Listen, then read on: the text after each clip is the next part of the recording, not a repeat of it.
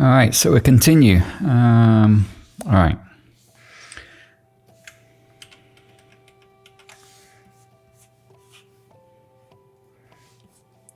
We are pretty much done there.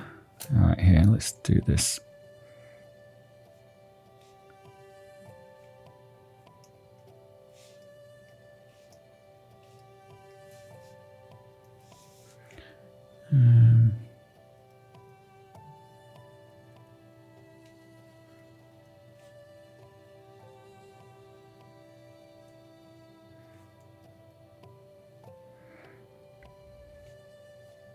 So I've been thinking what to really categorize this type of editing, and I guess this is pure editing, I would say.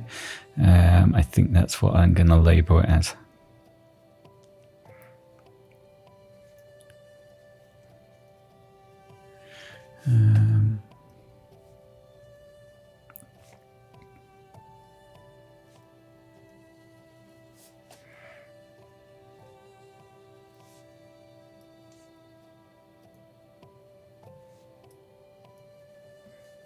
All right, that's pretty good.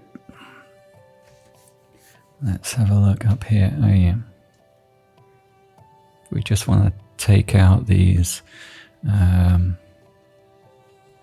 guess these little, let's go a little bit smaller. Again, what you see me doing here is I like pick a point and then edit, and then obviously I don't want to create a noticeable pattern. So I will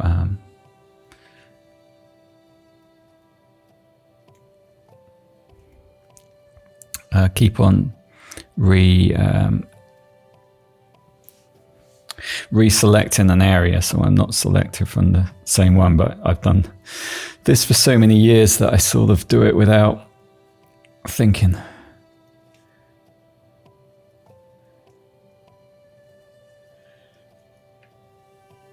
So I guess it's not randomly selecting, but when I'm going very fast, yeah, I'm not really thinking too much about the selection that you can see there. It's not so good. We can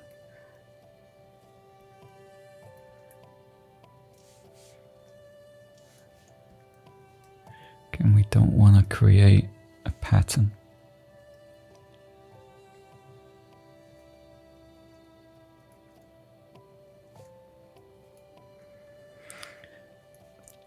But this technique that I use has really come from before. Like I've been editing in Photoshop for 30 years, and I guess this was the best way of doing it before you had some of the tools that you have now. And it's a powerful editing technique, I believe, because it doesn't rely on anything other than the image. So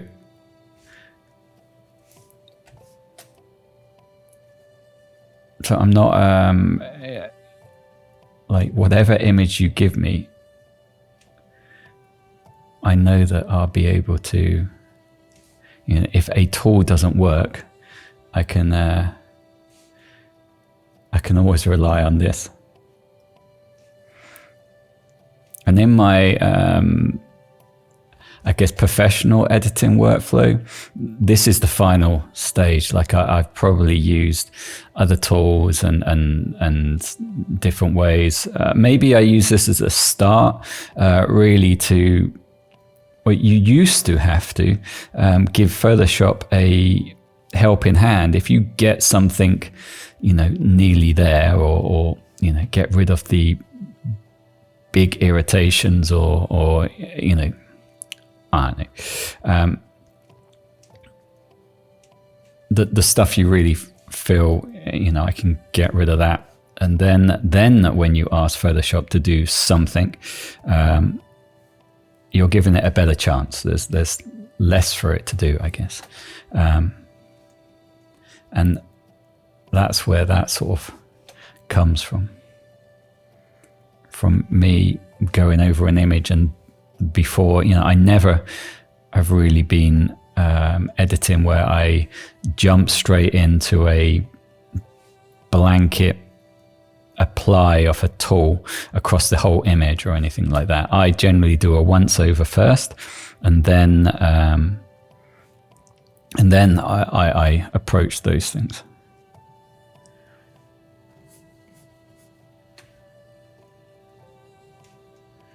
Okay.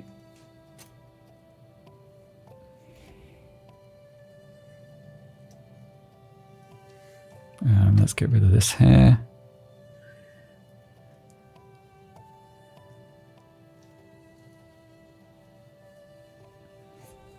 All right, that's pretty good.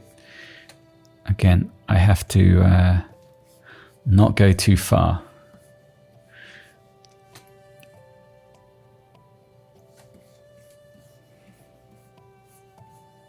All right, let's do the other ear.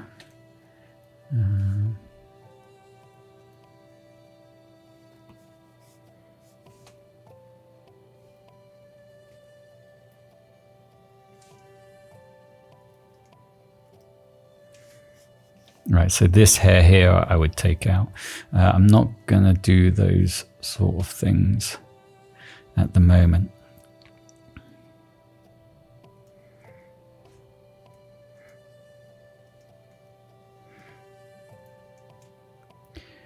I generally, I'm gonna go up to 100% here and just take that out.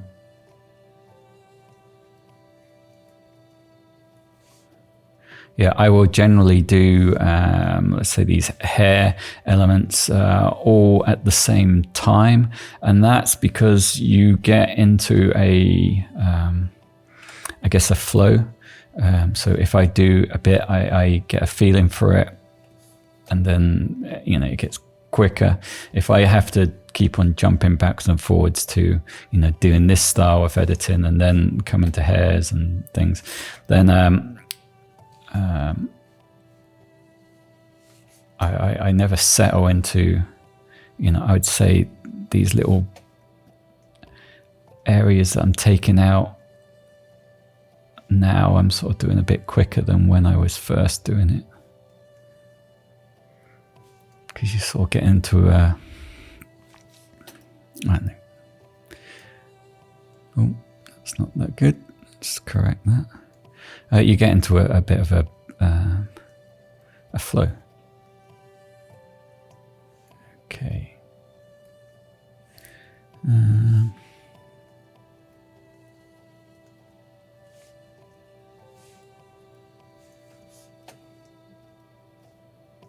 Okay, so I want to take out. So you can see really, you know, this is pure editing. This is you choosing every little bit that you want to keep or get rid of.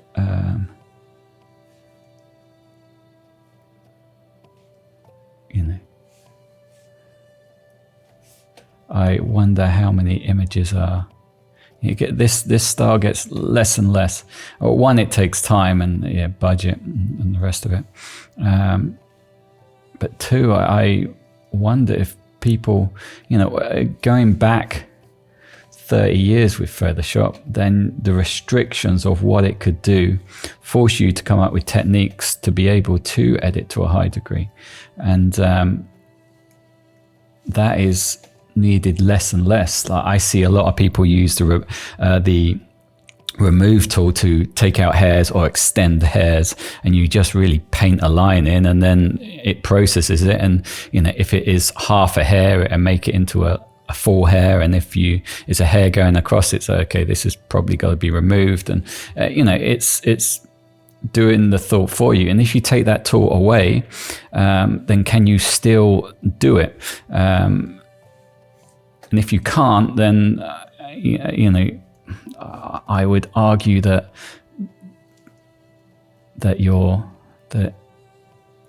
there's going to be a point where, you know, I know that I can always get around something because I've had to when these tools weren't available. So although I do I edit like this on every shot that I get? It depends on the budget and on who it is and what it's for and how important it is that it's finely edited, chosen and cared for as the image progresses. But that's not always the case. And then the other tools come in useful, but if you just rely on those tools and that's the only way you can edit, then every shot that you do, there's a certain amount of decisions that you're not involved with. And I'm not sure how I would feel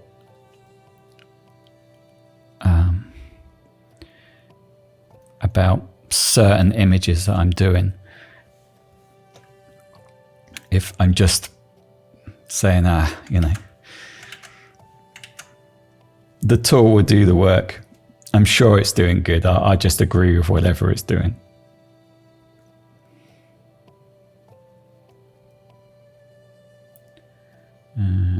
Okay, here I have a highlighted area. So I either take out the highlight, which is what I am going to do.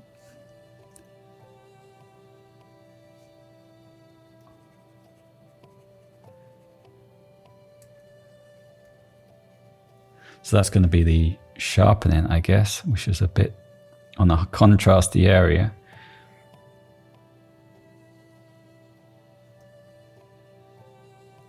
I generally use the camera raw for sharpening now, and I used to use a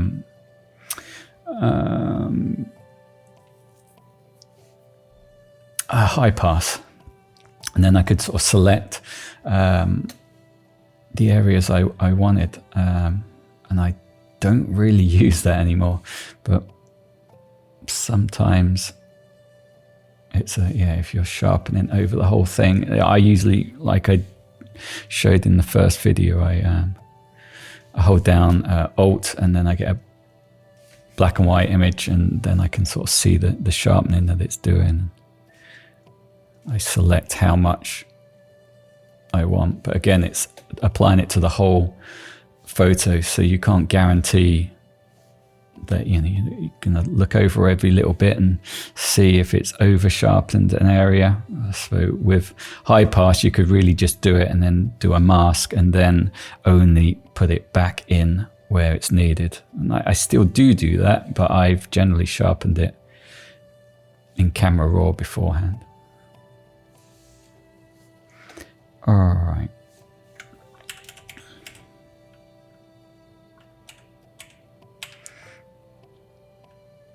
All right, it's getting there. So,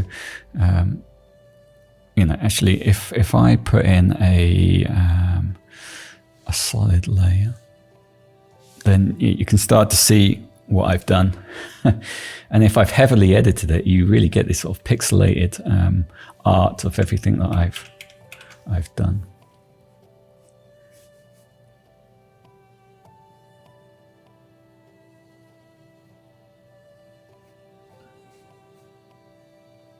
All right, so let's sort out the hairs around the eye. So I'm going to take all these out because I'm really not interested in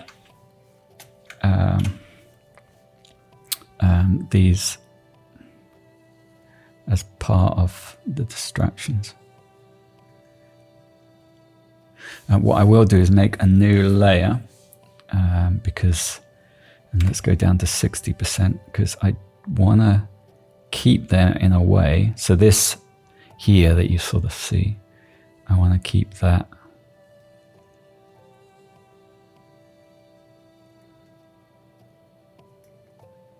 so that there is still hairs there. I don't want them to be gone, but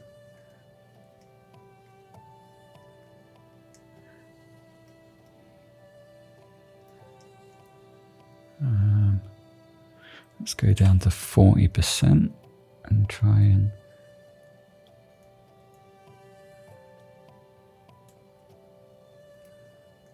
let's get that darker. And then, I'm going to also take this down. Maybe add in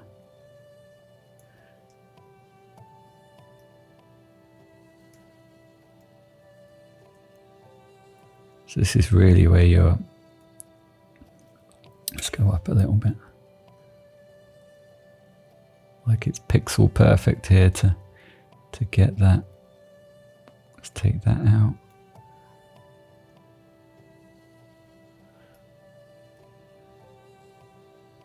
And this is why I did it on another layer, because you've got to get it right. Let's come down to 30. So here I've got a choice. I either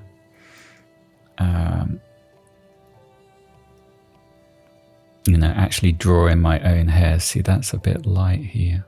We want to darken that off. And is that dark because there's that dark edge there, or?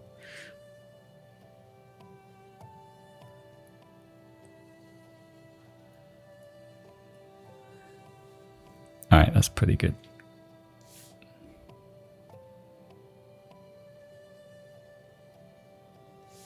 All right, and then I'm probably going to just, that's a bit too much.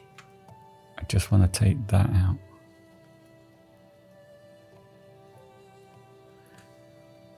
And then I also want to take this out.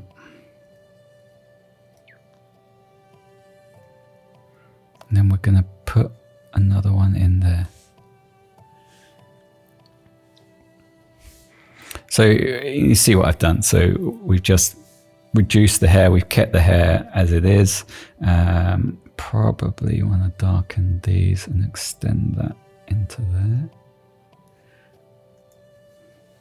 And then we're also going to take, so the eyes are important.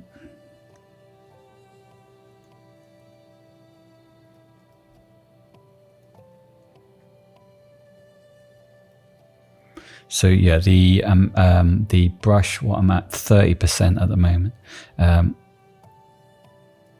So it's a light touch, and that's because I really want to control what's happening here. So we're going to take that and we're going to put that in there. We're going to also take out this little highlight here.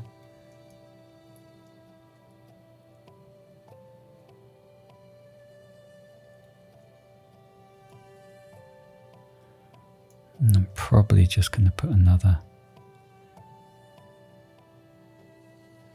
hair in there and just take that down a little bit.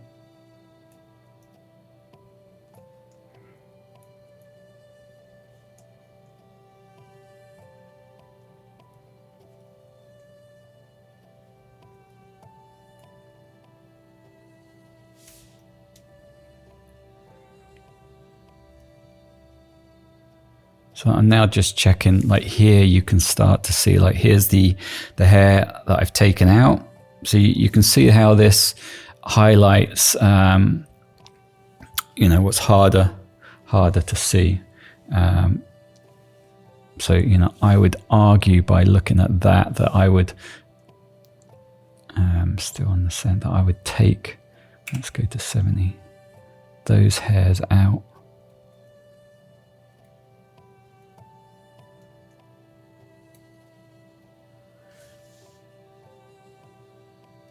Yeah, it doesn't have to be perfect. Like this is really pushing it where, none of this is going to notice. But you can see how that comes in useful. So, I really want to focus on the eye itself. I don't want the distractions of the hairs. And to be able to get a feeling for that on such a minute color difference, the solar flares help you to get an understanding. Like you can even edit, on it. So you can say, okay, I really want to, but it's not necessary for something like that. All right. So if we come back on the eye, you can see we've just taken the mess out and kept, it's subtly done, and it's not done to not done to change. Obviously you are changing it, but I would argue that what I'm changing there is not important. If anything, it will push you to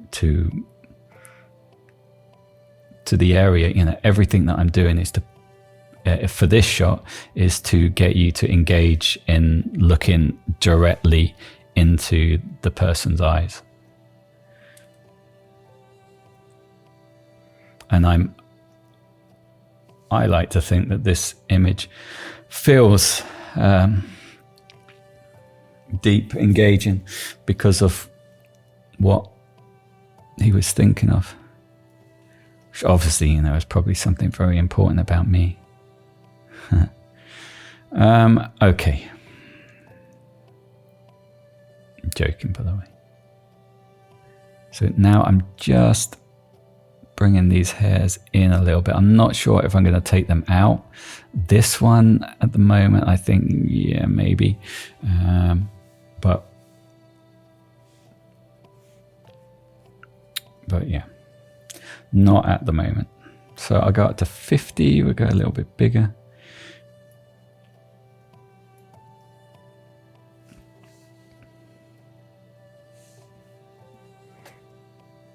I'm going to take this one out.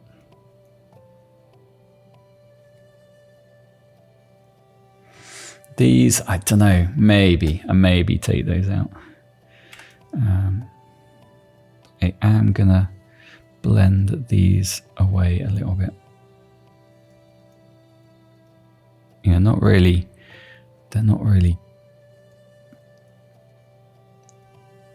that much there anyway.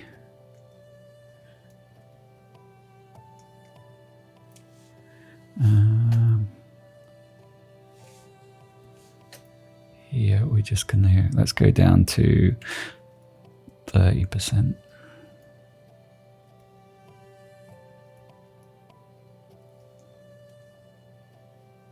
we're just dulling down some of these highlights. I'm gonna dull down this one a bit. And this one.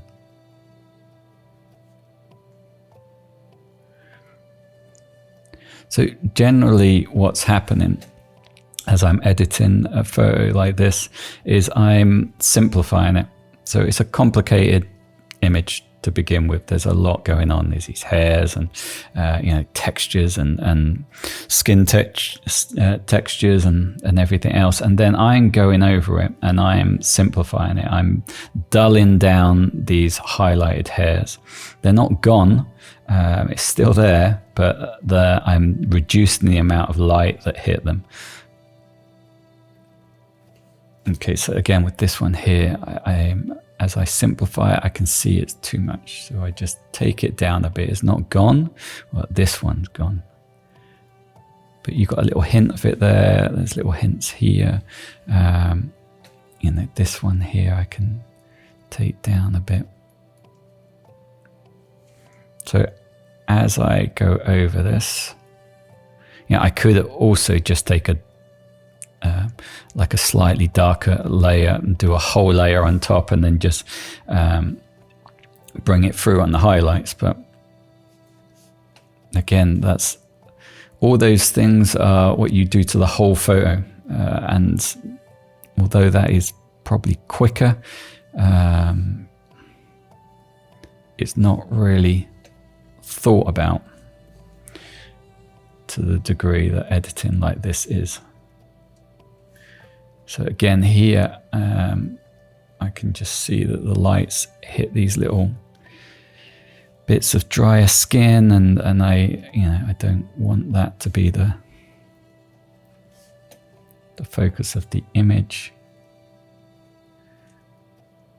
And normally, if this was for someone, like I probably, there'd be a conversation about pores on the nose and things like that. And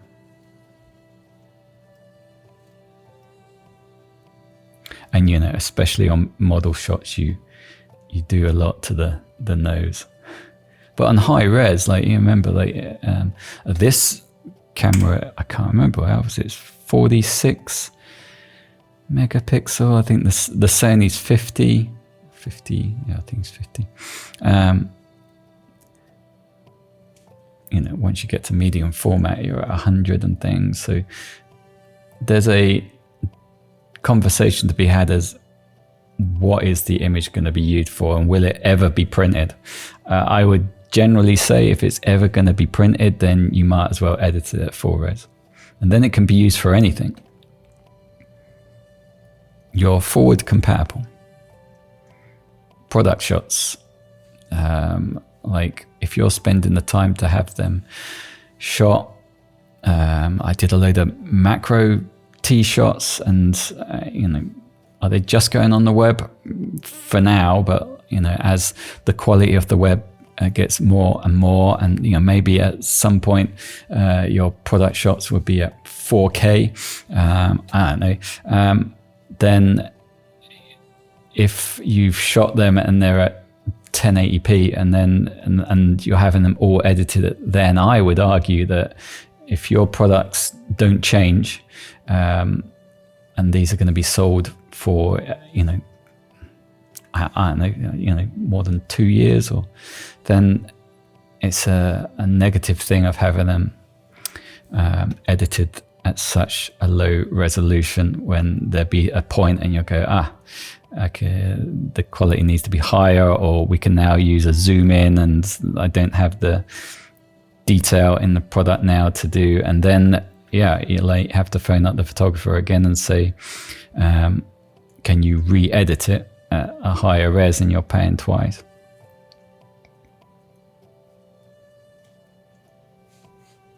But obviously it's more expensive. Didn't mean to copy that. So now I am just having a look to see if there's any sort of highlighted little dots that I would rather just smooth out.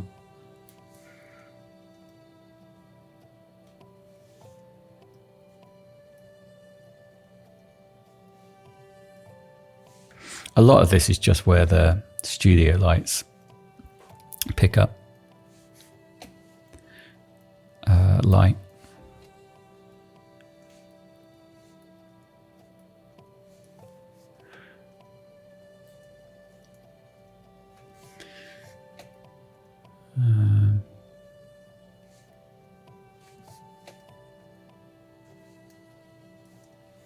And I just don't want so much focused on some of those points. But it's minor stuff, like, you know, it's minor stuff, but when you have a look at the before and afters at the end, it's I hope that you really understand why it's done.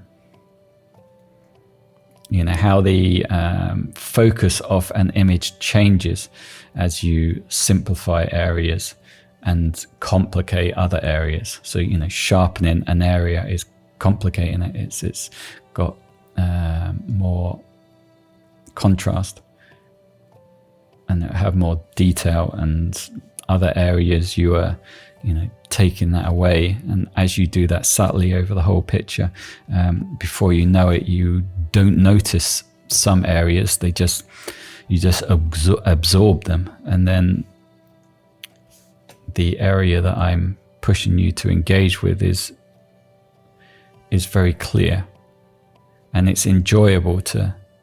It sounds odd, but it's enjoyable to look at the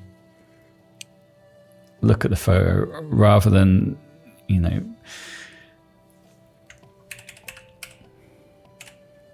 it's probably one of the reasons why medium format cameras with a very narrow depth of field, like I've got quite, I think this is f8, you know, when you have it at such a narrow depth of field and the eyes are pin sharp, that it's a pleasing photo to look at, because, you know, everything else is blurred and soft, and you're pushing the engagement to the eyes.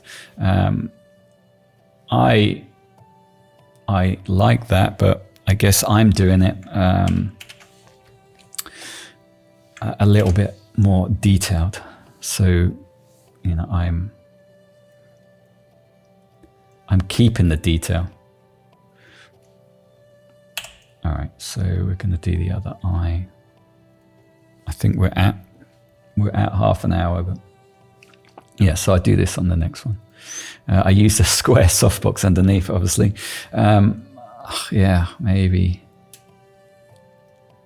I've done it before where I've had large sheets and I've pushed light onto it and you get more of a banana shape across it. And I would probably say that that's maybe a bit more pleasing, but it's